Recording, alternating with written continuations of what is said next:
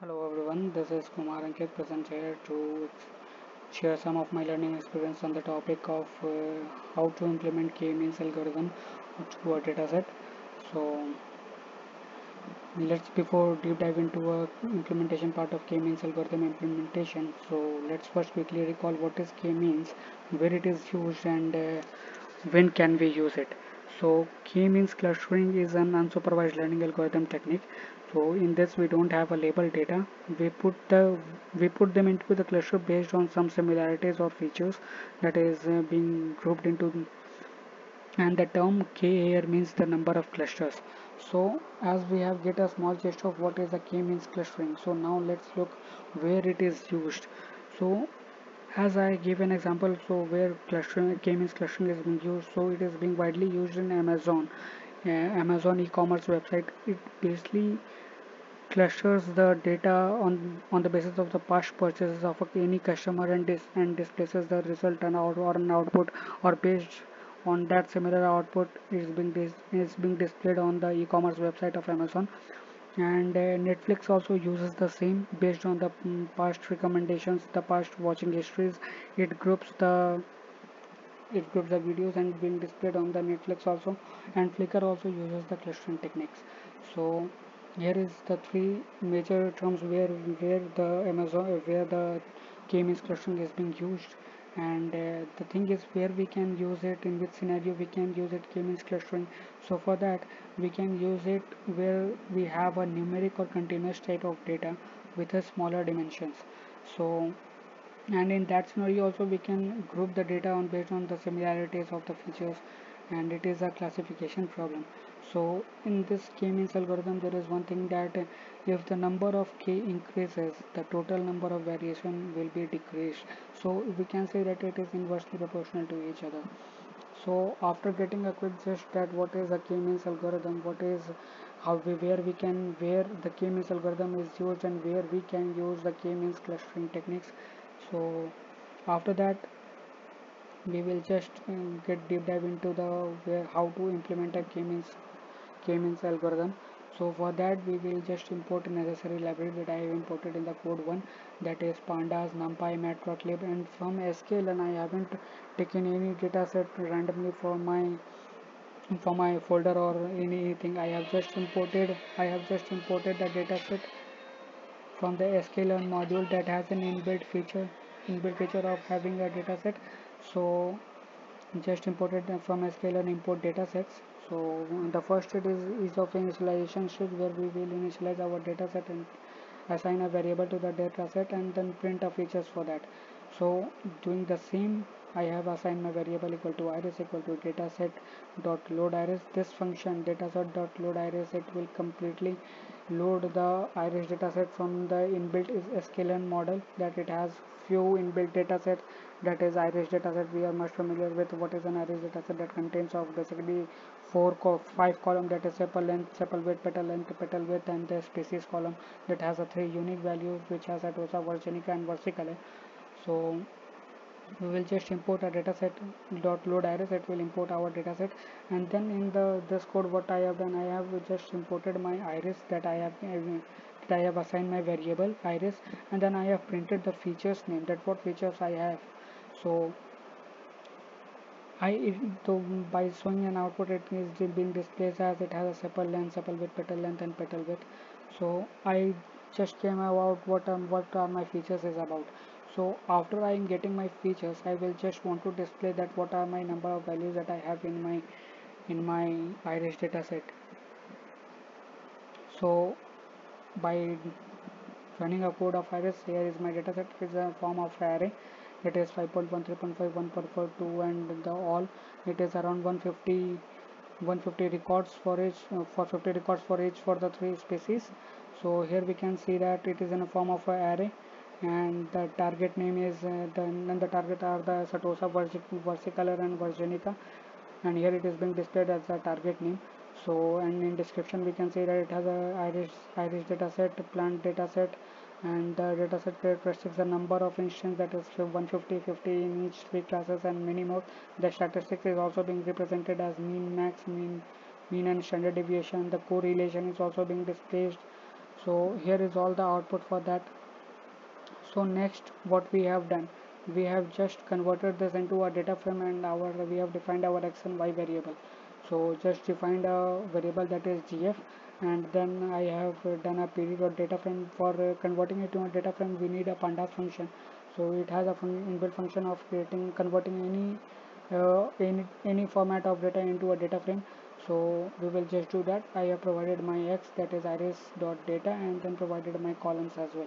So similarly for this y, and then I have clustered the targeted column, that if we can see here, as in above code I have explained that what is the target, that it is a target column. So here it is, the target name. We can see this, a target name is iris setosa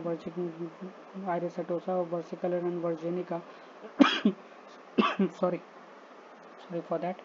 So here what we have done, we have clustered this iris target, and while running this gf variable, we have been seeing that it has a x column as a dependent variable, y as a independent variable, and the cluster is being mapped into 0, 1 and 2 for each iris setosa and versicolor. Yet I don't know that which species is in which column, that it might be from randomly that setosa will be 0, versicolor will be 1, and virgicolor will be 2. So for the same, then after this I have just randomly assigned my centroid. The centroid is what? The centroid is the central position of any data set.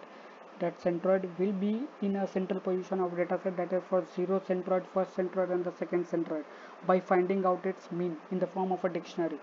So I have assigned a centroid that is in a blank dictionary.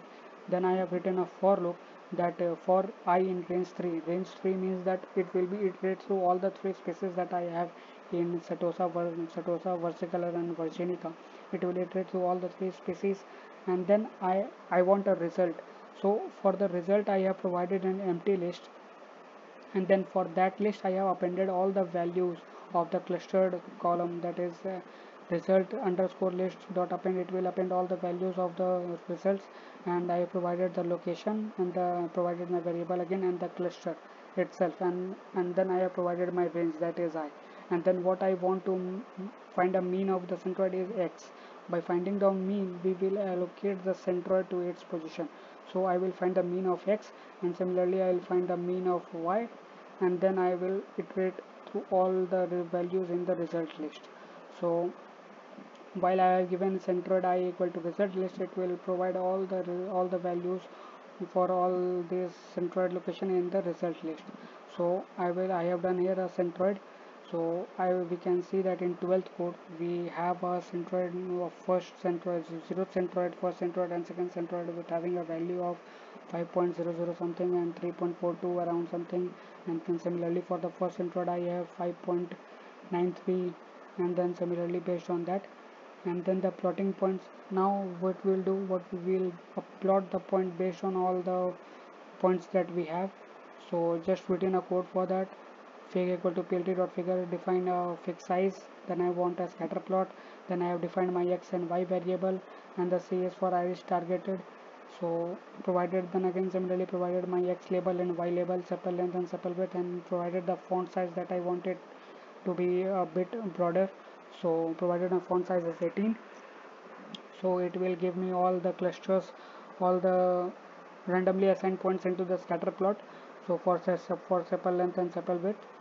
So here it is, and in the next code what we have done, we have defined a color for all the plotted centroid and for the clusters. So here I have defined the color map, that for 0th centroid I want a red color, for the first centroid I want a green color, and then for the second centroid similarly I want a blue color. So after defining this color map, I have to iterate through all the species that I have, all the species or the centroid that I have. For that I have just written a for loop for I in range 3, and then given a scatter plot, and then the centroid position of the range of I for the position of 0th centroid, and then similarly for the first centroid, and then the color equal to col map, and I have given the range that it will iterate through I. And then I have similarly printed the function, that is plt.show. It will print all my centroid position. See, here the first centroid position is above 3.4, and the second centroid position is around 5.8 and 6.7, that is around 5.9. and the third centroid position is around 6.6. So we got all the centroid position. So after getting the centroid position, we will plot the complete graph with the centroid position as well. So for that, what we have done a plt dot figure, and they given a figure size, and then plt dot scatter, and then provided my x and y variable, and then color I have provided the iris dot target, and alpha is 0.3, that it will showcase our centroid position as compared to all the other data points. So here we can see all the data points are less quietly hazy visible as compared to my this centroid is completely visible. So alpha is alpha 0.3 is for that. And the color map I have provided for the 0th I want red color, and for 1 I have want a green color, and for 2 I want a blue color. And then column I have provided as 0 and 1, and then written a for loop to iterate through the centroid keys. So for that I have written a plt.scatter, then provided the centroid. For the range I have provided I, and I provided the first centroid position, that is 0, and then second centroid position as 1, and then I want a color map within the range of I, and then I want a edge color, that is k, and then similarly printed the function as plt.show. So for this, as we can see, all the points has been plotted with the centroid as well. So here the first centroid is between the 5.0 and here 3.2 3.4, that is the first cluster, and we can see that here is a green centroid that is being mapped into a second cluster, and then here we have blue color that is being mapped to a third cluster. So after that, what we will do, we will have a assignment stage. In that we will calculate a distance from each data point to each centroid, and then find the distance of that by finding its the square root that is used as the WSS within sum of squares. So we will use that only. So the formula of that, we will x1 minus x2 of square of that, and then plus we will get a y1 minus y2, and then do a square of that. So for similarly I have written a function that is gef, and then assignment function I have written df comma centroids, and then just written a for loop for that. And then in this, just looking at this formula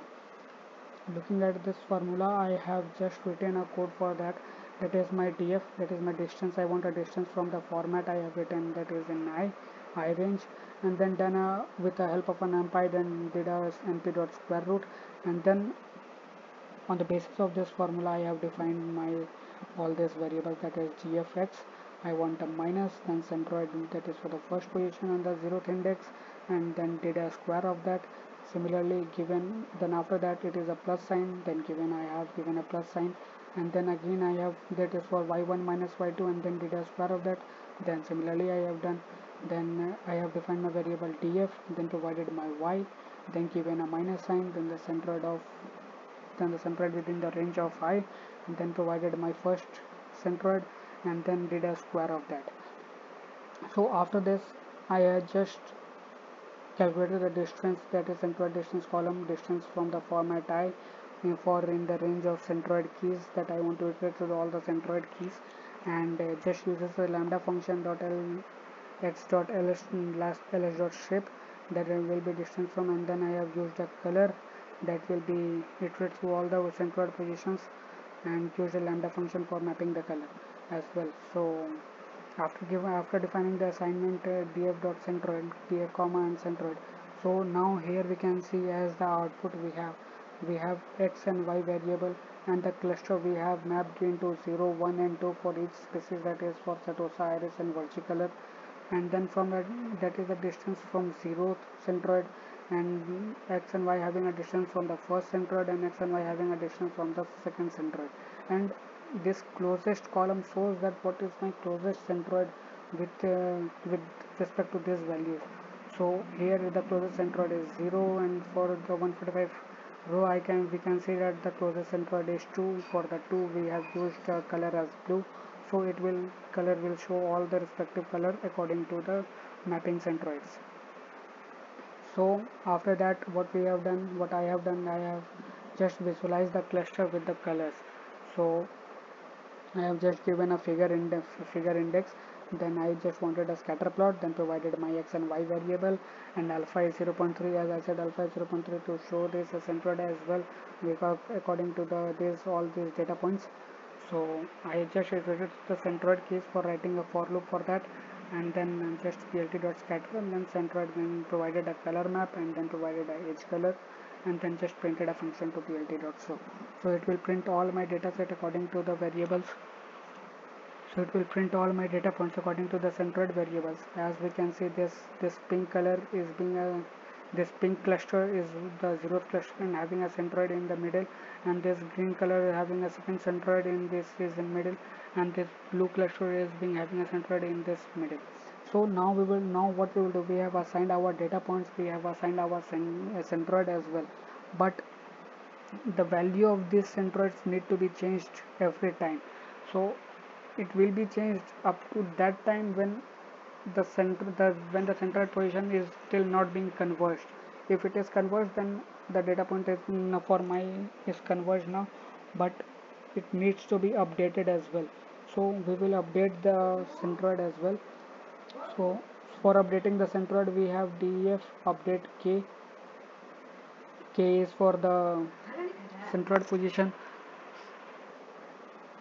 and then I have written a for loop for that, and then just find out the mean of the closest point, and then just updated my centroid as centroid equal to update dot centroid. Then it will update my centroid as for the zeroth centroid, first centroid, and the second centroid as well, and giving me the values as well. So according to this value, I will again plot my all data points with the centroid as well. So did the same of here, provided the fixed figure size, provided the scatter plot with x and y variable, and then written a for loop for the iterate through the keys, and then written a plt.show function. So it will give me new updated output with every data points with every centroid as well. So we will repeat this task until the repositioning of the centroid stops and it is being getting converged. So again doing the same, df equal to assignment df centroid, it will repeat the task again. So when it will not give any output, that means our output has been getting a converged. So visualizing the updated graph, we have fig equal to plt dot figure, updated the fig size, and then I want a scatter plot, so it is being given in x and y. So again a color in alpha equal to 0.3, iterated through the centroid keys as well. So for this I have written a plt.scatter, provided my range and the zeroth centroid, then for the centroid in range I, and provided my first centroid, and then color map equal to I provided in the range of I as we have defined earlier, and then the edge color is k. So it will give me again a next graph, that is being a centroid being shifted as compared to the above graph. Here we have the centroid in this position, and in this graph we have centroid at this positions, and every centroid position is being reallocated as well. So it will get continue for this. How we can know that the our centroid position has been converged or it will not change anymore? So we will write a code for that. While true, if when it is true, it will be getting converged, and when it is false, it will break out of the loop and give me the final result. So just put in a code for that. While true, the closest centroid equal to df, then I found the closest and then copy, then updated my centroid as well, then I founded my closest centroid is equal to the df dot closest, and then I have written a break dot loop. So it will break the loop whenever the condition is false. So then I am getting my final result. After the final result, I will plot all my data points with the centroid position as well. So here I have plotted fig equal to plt dot figure, and then provided a figure size as well, provided my syntax, provided my scatter plot with x and y variable, provided color, and then written a for loop for just one code for iterating through the key value of centroid, that is for zeroth centroid, first centroid, and the second centroid, and then written a plt.scatter for given a range is I for the zeroth centroid, given I range as for the first centroid, and given the color map and edge color, and then finally printing the function of plt.show. So it is my last output that I am getting after converging all the centroid position. That is, now my centroid position will not reallocate to any position. So it is my final position of the centroid position. It is in middle of these clusters, and then we can see that a green cluster is for the green cluster we have a centroid position in middle, and then for the blue cluster as well we have a centroid position in middle. So this is how we do implementation of the k-means algorithm. While importing the k-means algorithm, there is the first one thing that we have to start. We have to randomly assign our centroid position. That the centroid position that we randomly assigned is anywhere not in the middle position, because centroid is what that it has a central point in the data set. So while randomly assigning our centroid position, it will not be in a central position. So for getting a central position, we will find the distance from each point through each centroid position. It will calculate a distance, and whatever the shortest distance will be, it will be reallocated to that position. So according to this, the task will be repeated at that time until the repositioning of the centroid being getting stopped. So after it will get stopped, now that scenario is called where our centroid is getting converged. So till this we have all done all these steps and updated our centroid, then repeated the task as well, and then reassignment of the centroid is being done, and then finally written a code for that reassignment of the centroid. While it is being true, it will repeat all the tasks as well, and then while it is false, it will break out of that loop and then give me a final output. So here it is being getting a same, we are getting a final output. So it iterating through all the loops, and when it is being converged, it will give me a final output that we have a cluster, and the centroid is being in the middle positions. So that's all for today. Have a good day and have a happy learning. Thank you.